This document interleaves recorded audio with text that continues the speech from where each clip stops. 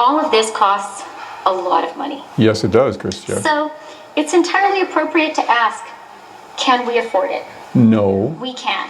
Oh my And goodness. here's why. Oh my goodness. First,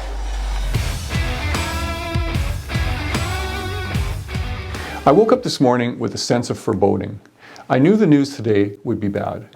But you know how there's a difference between expecting bad news and actually receiving it? Even when you know it's coming, receiving bad news always has that sense of finality to it, as if it wasn't totally true until you get the official notice. Well, now it's true. So our bad news today is that our accumulated national debt has increased to just under $1.1 trillion. The debt that's been accumulating for 75 years increased 50% in just 1 year. That's astonishing. The bad news is that we spent $354 billion more than we took in last year. Much of it was necessary, but much of it was wasted by a government more intent on buying votes than on designing good aid programs. Remember, all that spending has resulted in slow COVID response, lack of vaccines, and a third Trudeau wave. This bad management has resulted in real grief for Canadians, sickness, and even death. And for our children and our grandchildren, they get the job of paying back all this borrowing.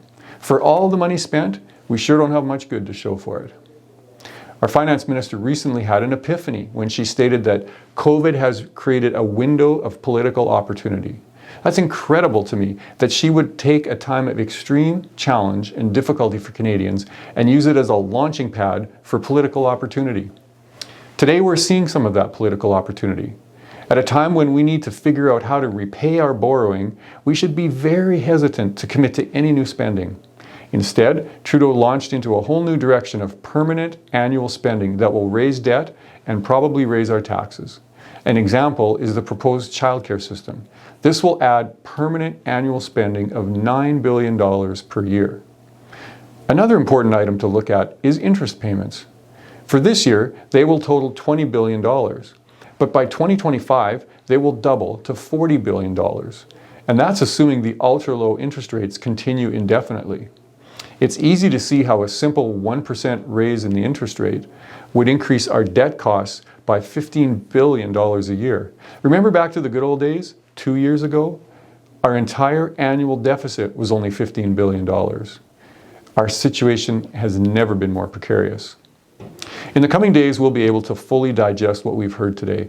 I'm sure we will uncover additional permanent spending and additional ways that the Liberal Friends will benefit from the generous spending of all Canadians, just like the Kielburgers did.